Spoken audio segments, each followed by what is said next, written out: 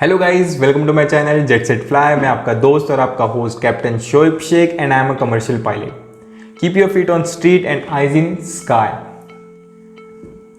Guys, मुझे काफ़ी messages और फ़ोन्स आ रहे थे और काफ़ी लोग भी मुझसे कह रहे थे कि आप ये रिसेंट एयर क्रैश पे एक वीडियो बनाइए, और मैं भी अपनी क्लासेस में बिजी होने की वजह से काफ़ी टाइम से कोई वीडियो अपलोड नहीं कर पाया। So guys, here it is. 7 अगस्त 2020 को 2020 की सबसे दुखद घटना घटी है। एक एयर इंडिया एक्सप्रेस की फ्लाइट 1344 जो कि दुबई से केरला के एक शहर कोझिकोड आ रही थी। ये फ्लाइट रनवे पे लैंड करते समय रनवे को ओवरशूट कर गई और खाई में जा गिरी और 3 टुकड़ों में टूट गई। इस हादसे में 18 लोगों की मौत हुई है, जिनमें शामिल एयरक्राफ्ट के कमांडर कैप्टन दीपक साठे जो कि एक एक्स एयरफोर्स पायलट थे, और first officer captain Akhilesh Kumar भी थे। My condolence to the family of departed soul.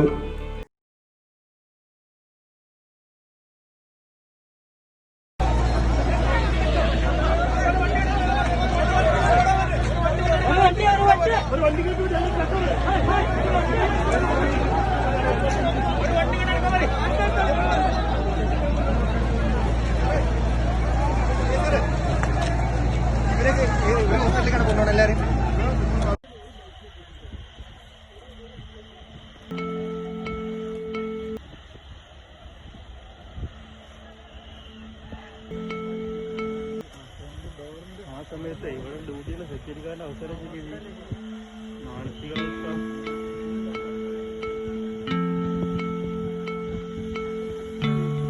എവിടെ ഒറ്റക്കല്ലോ ഇവിടെ കണ്ടിട്ടേ.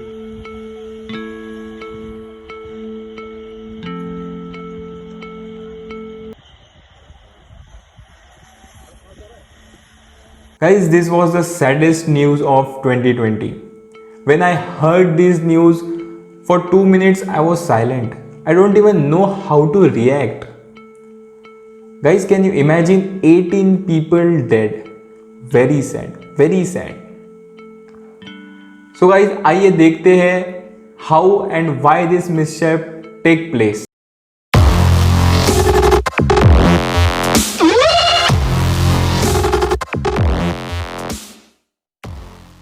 7 अगस्त 2020 को एक एयर इंडिया का एयरक्राफ्ट बोइंग 737-800 जो कि दुबई से कोझिकोड आ रहा था।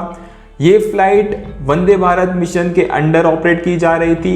कोविड-19 की वजह से दुबई में जो लोग फंसे हुए थे उन्हें इस फ्लाइट के माध्यम से रिटर्न इंडिया लेके आया जा रहा था।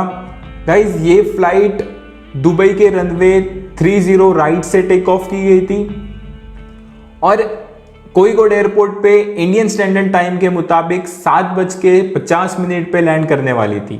लैंडिंग के टाइम पे रनवे की क्या कंडीशंस थी, आइए देखते हैं। During landing visibility reported was 2000 metre and winds reported was 260 degree and 12 knots.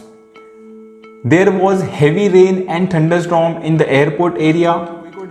Guys, Kozhikode runway एक टेबल टॉप रनवे है। What is table top runway?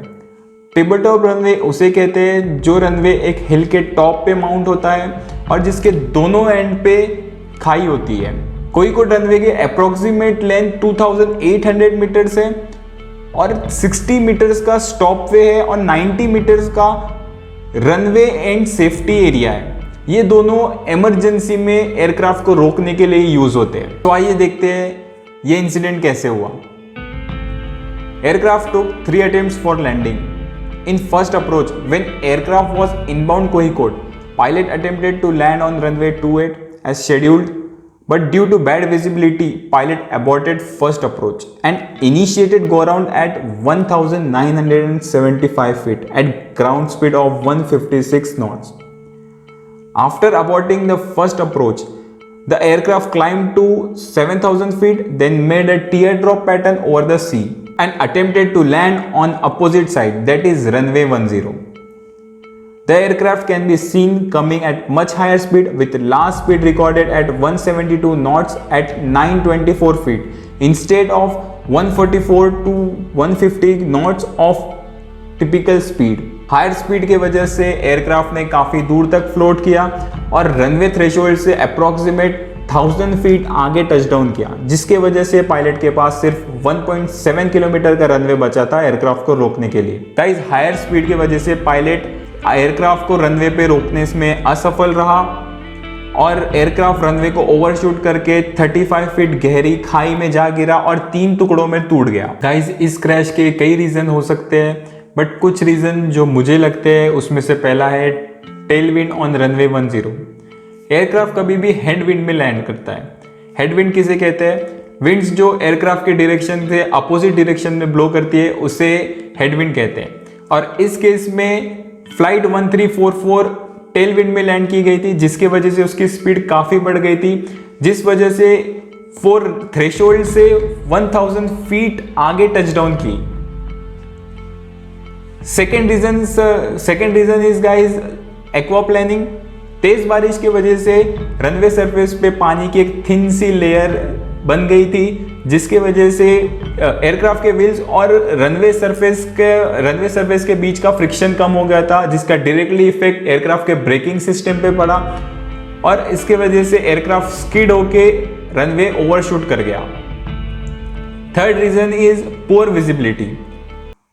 First approach में हेवी बारिश की वजह से विजिबिलिटी काफी ड्रॉप हो गई थी, अराउंड 2000, एंड सेकेंड अप्रोच में शायद विजिबिलिटी उससे भी कम हो गई, जिसके वजह से रनवे देखने में पायलट को काफी मुश्किल हो सकती है। Aircraft are equipped to land in zero visibility, but visibility guys is important for landing. Fourth reason is touchdown at 1 kilometre from threshold. Runway behind is of no use. ये line pilots को कई बार बोली जाती है। इसका मतलब होता है लैंडिंग के टाइम जो रनवे पीछे छूट जाता है वो पायलट के किसी काम का नहीं होता, और इस केस में पायलट ने थ्रेशोल्ड से 1 किलोमीटर आगे टचडाउन किया था, जिसके वजह से पायलट के पास में एयरक्राफ्ट रनवे पे रोकने के लिए डिस्टेंस बचा ही नहीं था। इस वजह से एयरक्राफ्ट रनवे को ओवरशूट कर गया। फिफ्थ है use of anti skid system. ये एयरक्राफ्ट के व्हील्स को कंप्लीटली लॉक होने से रोकता है। अगर आप हेवी ब्रेक्स भी अप्लाई करते हो तो आपका व्हील लॉक नहीं होता है, जिसकी वजह से लैंडिंग डिस्टेंस काफी बढ़ जाता है। Sixth is rubber deposit on runway touchdown zones. Years back, the DGCA inquired the airport authorities for having found rubber deposits in the touchdown zones and turning pads of the runway. They are caused by touching down and depositing rubber from the tires. They are needed to be removed periodically. Excess rubber deposits can cause the runway surface to get even more slippery and thus reducing friction on the runway.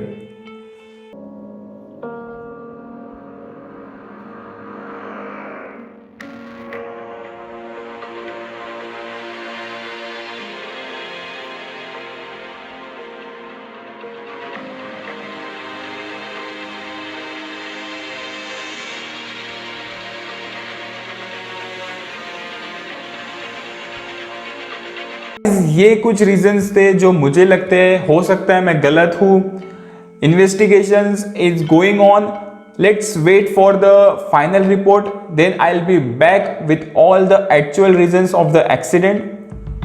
Guys, अगर आपको ये video पसंद आया so please like कीजिए, comment कीजिए और अपने friends के साथ में शेयर कीजिए।